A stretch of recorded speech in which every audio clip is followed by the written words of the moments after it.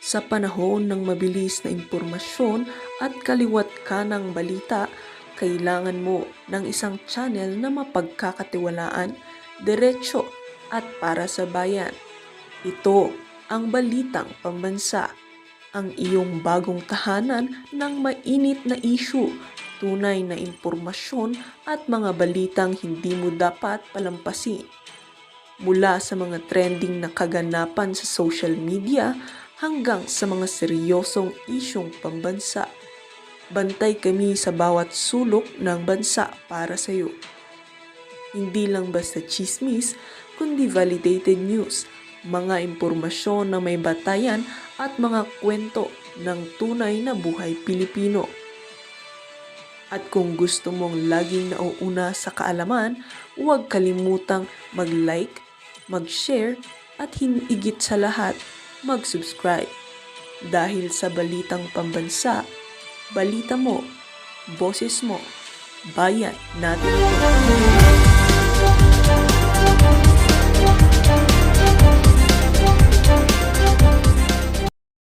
Mr. Saldico ay meron ng warrant of arrest. Nako, Tama po. tama. Bakit po si dating speaker wala pa? Nako, patay tayo dyan. Alam ko na iniisip ninyo. Kasi yan din ang iniisip ko nung una ko narinig yan. Okay? Alam ko na, pero mamaya ko na lang sasabihin. Hindi, sige, ngayon na nga. Sigurado ako iniisip ninyo, kasi baka nauna lang. O baka kasi mas nauna si Zaldico idiin ng administrasyon bago si Romualdez. Di ba? Baka nauna lang. Okay? Pero, chotomate. Wait lang. Meron pang ibang katanungan si Marcoleta. Kasi alam mo, etong si Marcoleta magaling to sa leading question eh. Alam mo yung leading question? Huwag kang magkakamaling sumagot ng sablay dahil meron siyang pinupunto. Pag nagtanong siya, alam niya na yung sagot. Naintindihan ninyo? Pag nagtanong siya, alam niya na yung sagot at yung sagot mo, yayariin ka. Pero dapat kasi yung sagot na yon manggaling sa'yo para mas magisa niya. Kasi kung manggagaling sa kanya, pinangunahan niya na. 'Di ba? Hindi abogado to marunong ito, hindi katulad ng iba. Marunong ito na tanungin ka kahit alam niya na yung sagot. Tapos, dun ka niya yayariin. O, pakingge. Wala pa hong kaso sa Sandigan Bayan, Mr. President. So, yung Akala ko Saldi po- ko ang O, yan. So, sabi, bakit wala pang warrant si Romualdez? Di ba, si Zaldico meron na. O. Ang sabi naman nito, medyo kakaiba yung sagot niya, parang, wala pa kasi sa Sandigan Bayan. Kaya wala pang warrant. O, ito sagot. alam ko ho, ito yung mga unang kasong ifinalo sa kanya. No, pareho tayo nang iniisip. Malamang unang kaso pang final kay Zaldico. Ang alam ko po, isa sa ginamit po na Yon. katibayan ng pagsasampa ng kaso ay sworn statement ni Orly Gutesa. Yan. Doon ka nadali doon, bata. Hindi, doon ka dadali. Kasi alam mo kung bakit? Naririnig natin sa ICI na ang reason kung bakit kinasuhan si Zaldico ay because of Gutesa testimony in the Senate. Tama, mali. Yan ang sinasabi ng ICI. Ang tanong ay ito.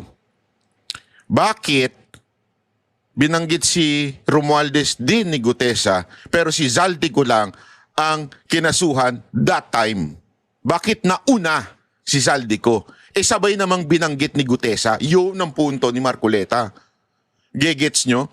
Kasi yan ang alam mo, itong mga, pasensya na, yung mga madadaldal nating opisyal, itong ICI ho ito hindi ho si Sec Dizon Kasi ICI naman ho ang nagre-recommenda ng kaso Sila ang fact-finding committee na kinreate ng budol government. So itong ICI, announce noon na ginamit yung statement ni Gutesa para kasuhan si Zaldico. Bakit ni-left out nila itong si Romualdez? Yun ang tanong ni Marcoleta. Ang statement po ni Orly Gutesa sa aking pagkakatanda, Mr. President, meron pong tatlong pangalan. Ang natatandaan ko pong nabanggit doon, Una, yung pangalan ni Representative Eric Yap. Pangalawa, yung pangalan ng dating Representative Saldico at pangalan ng dating Speaker Martin Romualdez. Ang sabi po ng mga Amerikano, Mr. President, the sauce for the goose is the sauce for the gander. Yun, ha? The sauce for the goose is delicious. yun. Ah, Bakit parang... ba't po hindi nagsabay? tama.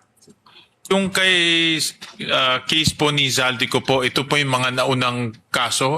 If you remember po yung inspection ni Secretary Vince at kasama po si Governor Bons Dolor sa Mindoro. Ito po yung naging basehan po ng pag-file ho nila ng case. So- Final ho nila to sa Ombudsman September 29. Hindi mo makaintindihan yung tanong eh. Bakit hindi nyo final ng sabay? Mas maaga po itong kasong to. So ito pong pangalawa, Mr. President, itong pinagsamang pagsusulong ng asunto ng DPW at sa ICI, kasama na po yung dalawa uli, Speaker Martin Romualdez at saka si Saldico. Ito po ay final po ng ICI sa Ombudsman. Andun na po sa Ombudsman ngayon. Yun nga po, kasama ang DPWH. Yes, kasama po.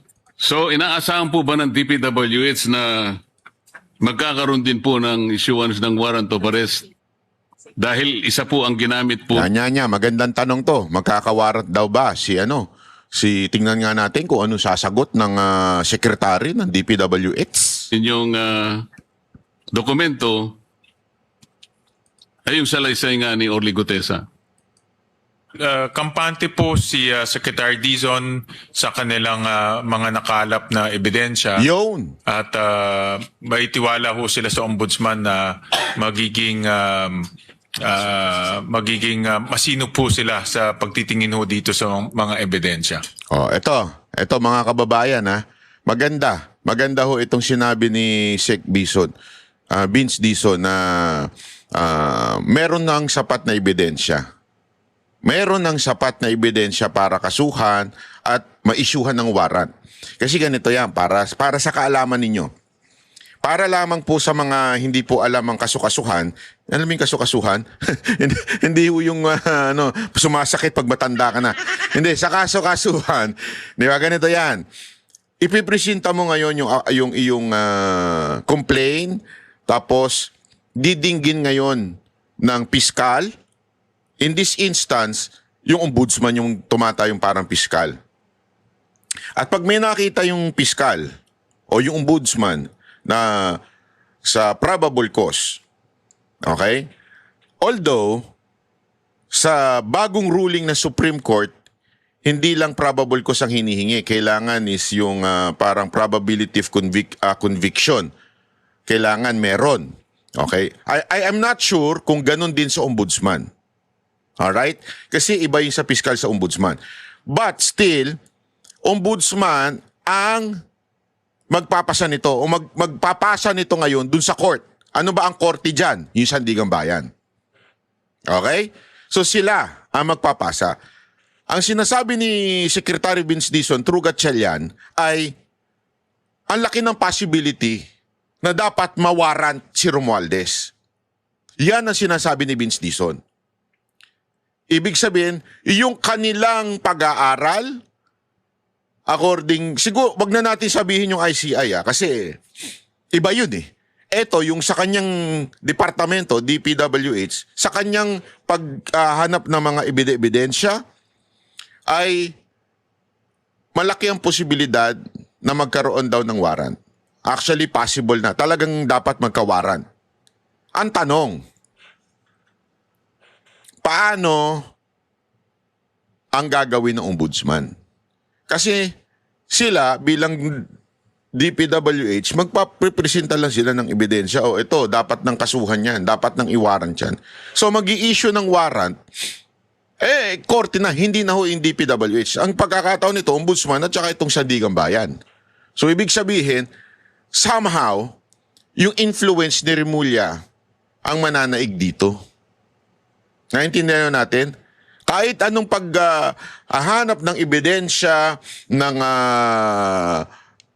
DPWH, kung si Remulla, sasalsalin lamang po yung kaso, yung mga final, at hindi iwawaran si Romualdez, wala din. So ito yung dapat nating bantayan. Kaya nga nagtataka dito si Marcoleta, bakit wala pa si Romualdez? Supposedly, sabay dapat siya kasi sabay naman yung kay Romualdez at saka kay Zaldico na binanggit ni Gutesa. Gusto ko rin pong paniwalaan yung sagot ninyo, Mr. President. Maraming salamat po. Thank you. Hindi po ba ninyo ginamit yung kamakailan lang ay pagpapahayag ni Representative Zaldico na ipinadaan niya sa kanyang mga video recordings?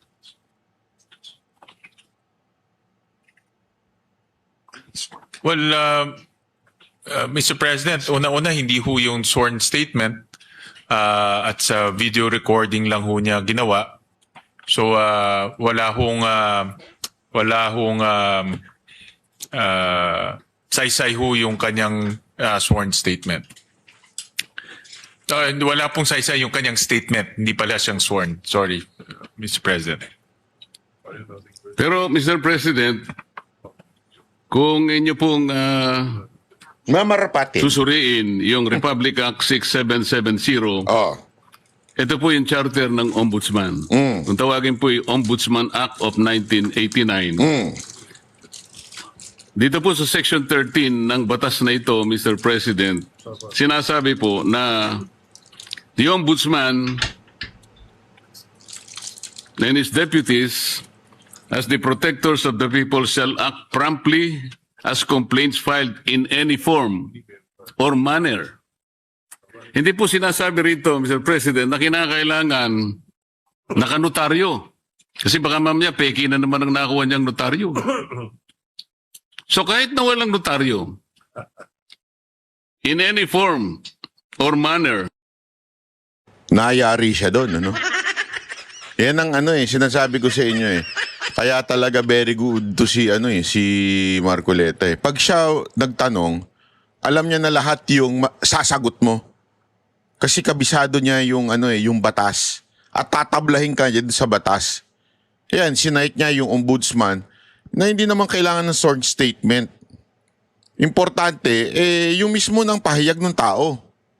sa ibang mga desisyon nga po o aksyon ng ng ombudsman, kahit na anonymous po yung letter pinapatos po Kita ninyo?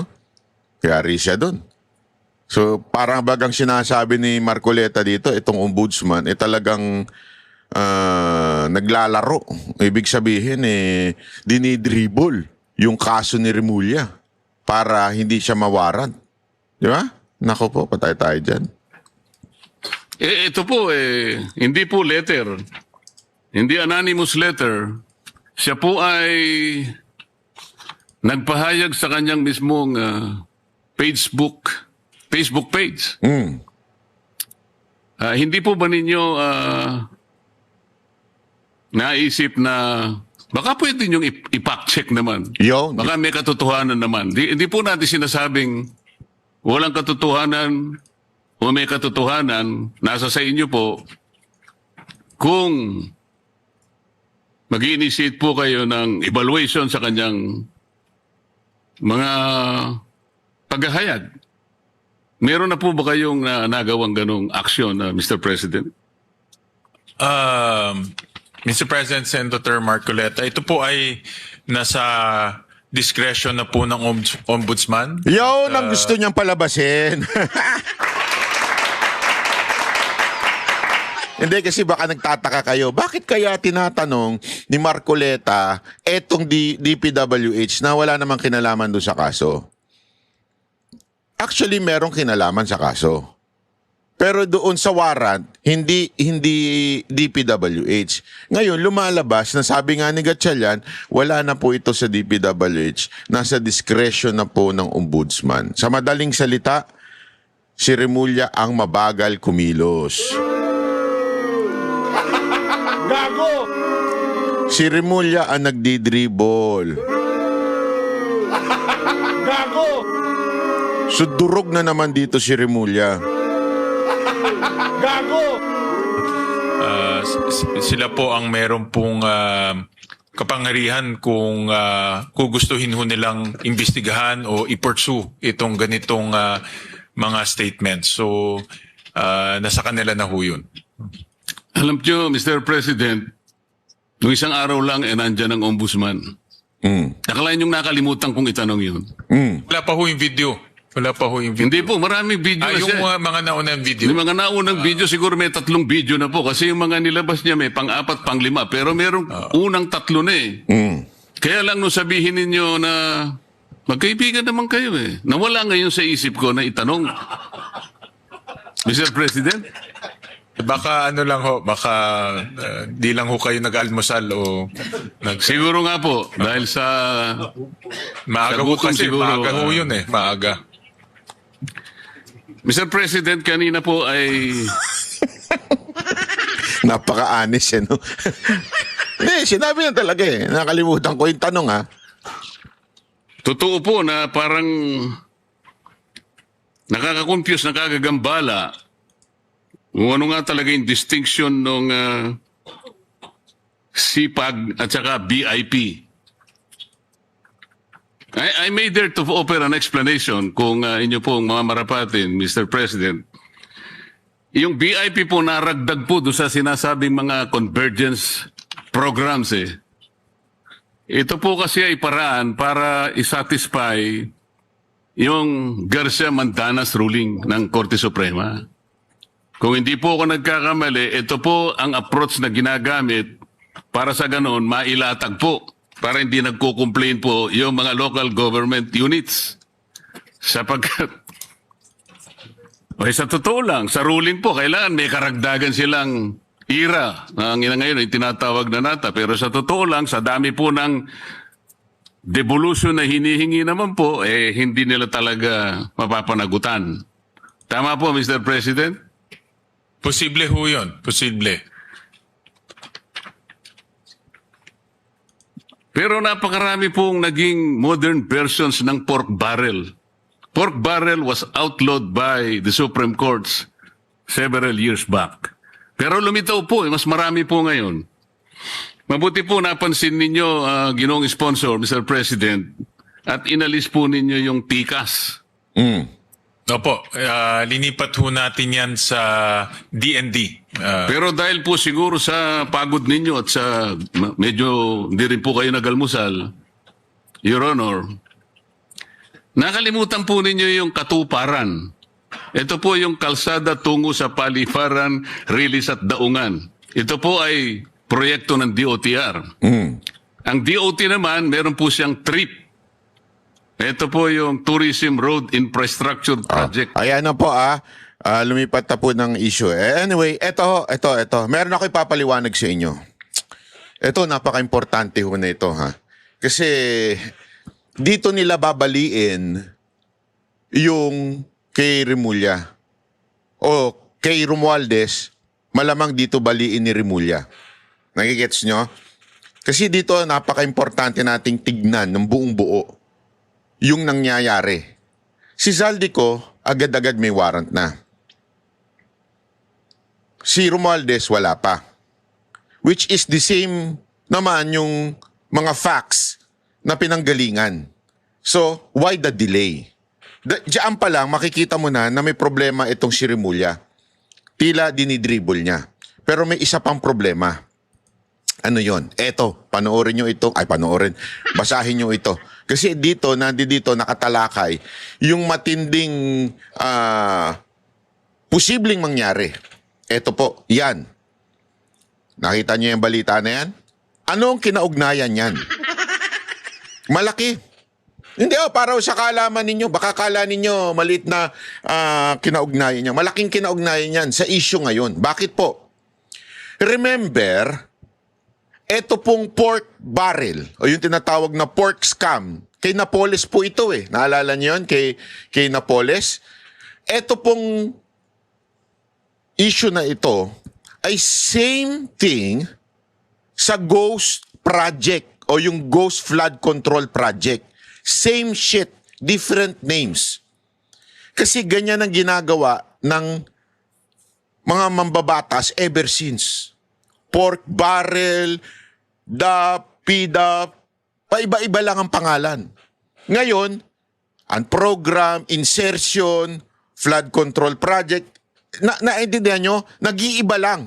Pero lahat yan, katkong. Lahat yan, korupsyon.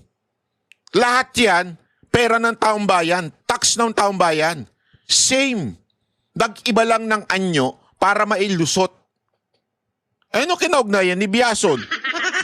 Si Rufi Biason, ha? Ito. Para lang maintindihan nyo, dati pong congressman yan at ngayon mayor na ng Muntinlupa. Kamusta kayo dyan sa Muntinlupa? Puro lupa pa rin ba? Puro lubak pa rin ba? Ito pong na ito, yung peking NGO na ni Napoles, ha? Ay nahatulan po si Rafi Biason, si Rufi, ewan ko kung Rafi Biason. Ibig sabihin, guilty siya na anak ng tutsang kalabaw, ha? Guilty na po siya.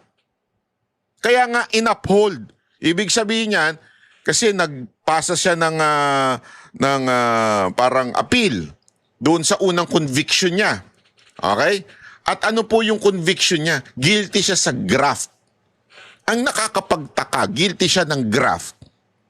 Although, naka-appeal siya, may hawak pa rin siyang posisyon ngayon. Naku, grabe. Ganyan kawalang niya at pwedeng salsalin ang batas ng ilang mga politiko. Kaya nga sabi nila, di ba, meron silang bend the law. Hindi mo i-break yung law pero you can bend it. Parang ganito, ang parusa kay Rufi Biason ay 6 years at 1 buwan hanggang 8 taon na kulong. Habang buhay na disqualification, oy! Sa paghawak ng public office.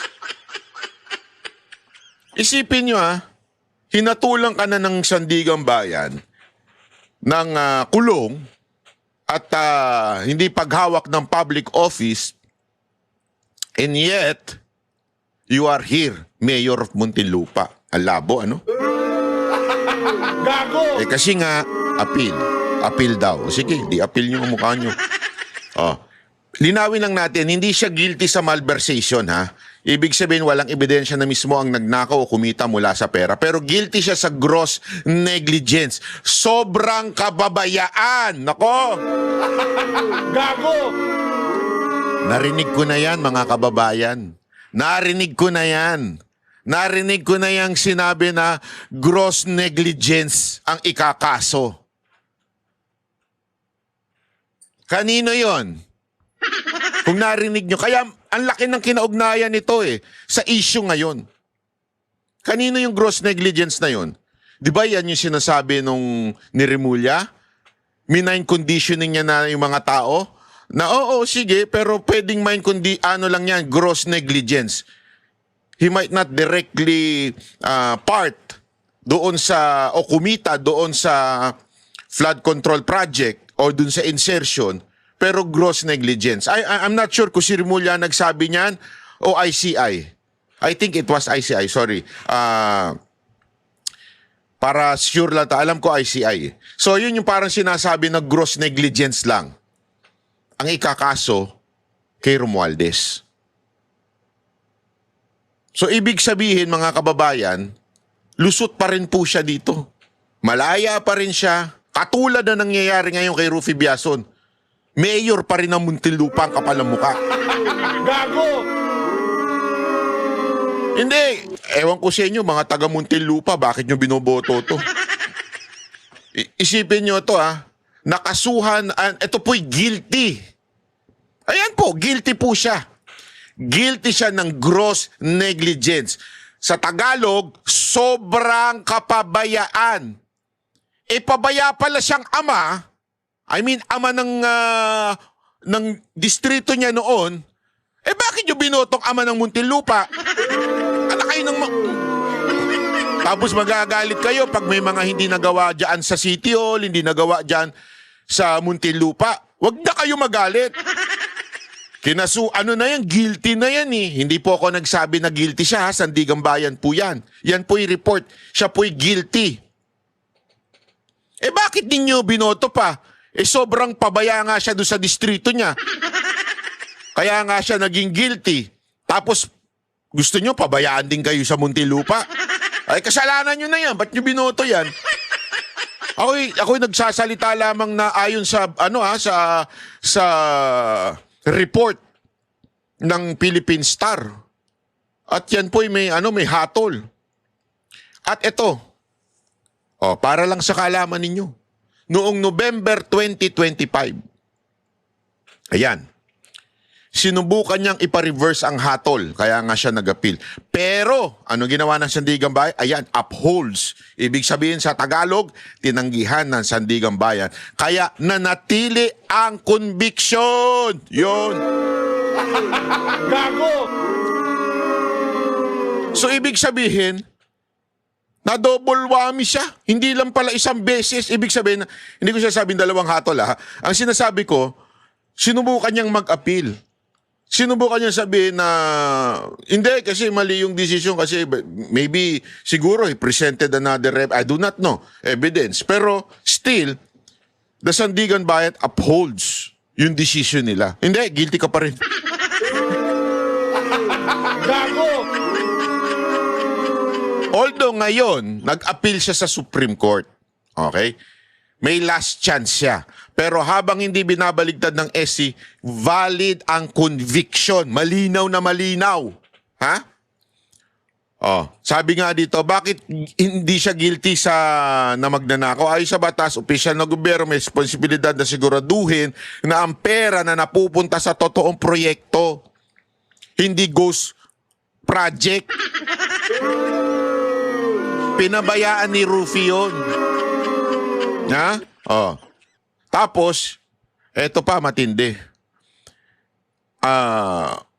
Pinapakita nito na kahit hindi magnakaw, pwedeng makunbik ang opisyal kung napabayaan ng pera ng bayan. Bahagi ito ng malawakang kaso sa PDAP na umaabot hanggang ngayon kahit 2007 pa nag-umpisa. Since Mayor si Biason ngayon, malaking issue to ng credibility, political future niya. Kaya nga mga taga-Muntinlupa, ewan ko sa inyo, ba't nyo pa binoto to? Pinabayaan na nga niya. Isipin mo kasi sa probinsya, mas malaki yung mga distrito eh. Dito, baligtad eh. Sa Metro Manila, yung district mas maliit yan compared doon sa buong city. Ito nga maliit na distrito na hinawakan niya dati, convicted siya na isa siyang pabaya. Convicted siya na pinabayaan niya yung distrito niya. Kaya nagkaroon ng ganyang paglulustay ng pera ng bayan. Yan, ganun katindi yun mga kababayan. Nalustay ang pera natin, pera ninyo. Ha? Dahil pinabayaan niya. Kaya nga siya convicted. Sa maliit pinabayaan niya. Ngayon, nagbigay kayo ng responsibilidad na pangmalakihan? Anong kahunghangan yan? Anong kalokohan yan? Bakit niyo binigyan ng mas malaking responsibilidad? Pinabayaan nga yung maliit na responsibilidad. Ay, nako. At sabi ko nga sa inyo, ano relationship niyan sa ngayong mga nangyayari sa panahon natin ngayon? Ganyan din, same. Same. Dati, PDAF, pork barrel, DAF. Ngayon, ito, insertion and program, ghost flood control project. Yan din yun. Kaya nga, sabi nga nila, gusto mong malaman ang iyong future? Ang iyong future, gusto mong malaman? Alamin mo, nakaraan mo. Ito ang nakaraan ng isang opisyal na nakonvict dahil sa kapabayaan. Ano future niya? Mayor po. Gago! Opisyal pa rin ng gobyerno. Kaya nga ngayon, bantayan natin si Romualdez. Baka mamaya, remember, kinasuhan siya ng mas mataas pa, malversation nga ang kinaso sa kanya. Tapos, dismiss yung malversation, nauwi lang doon sa gross negligence. Kay Romualdez, ang ikakaso lang, gross negligence. Baka pwede pa mauwi yan sa snatching din, biro na. Baka mauwi pa sa mas maliit na kaso. Kasi ganyan ng technique ng mga abogado eh. Ang mga abogado, magagaling sa ganyan eh. Yung pabababain yung kaso mo. Yung alam nila guilty ka na doon sa kaso na yon.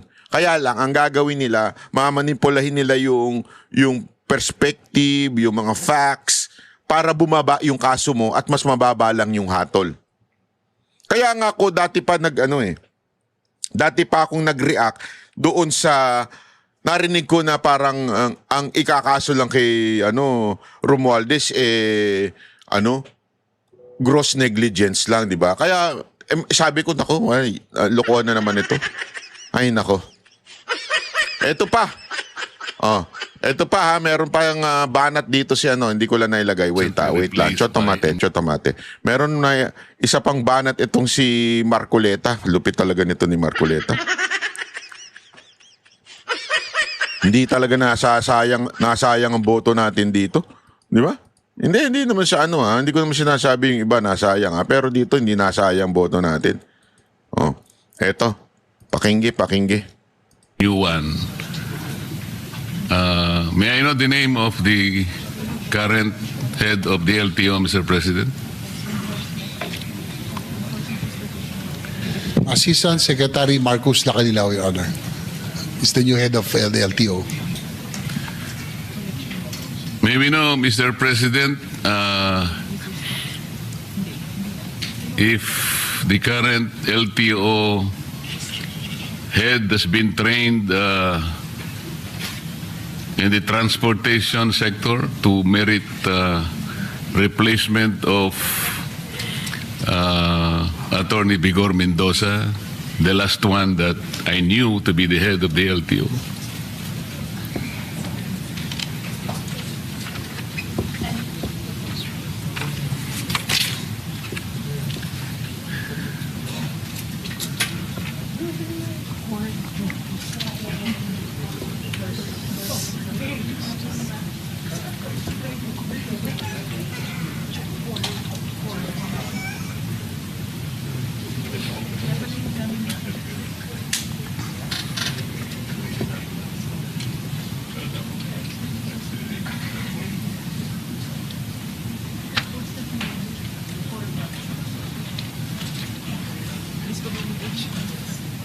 Your Honor, Mr. President, he is beside me right now. He said that he has been active in the motoring sector and at one time part of in one of the investigation in one of the issues in the LTO in sometime 2008-2009. May we know, Mr. President, how active or to what extent he is so active in the motoring sector?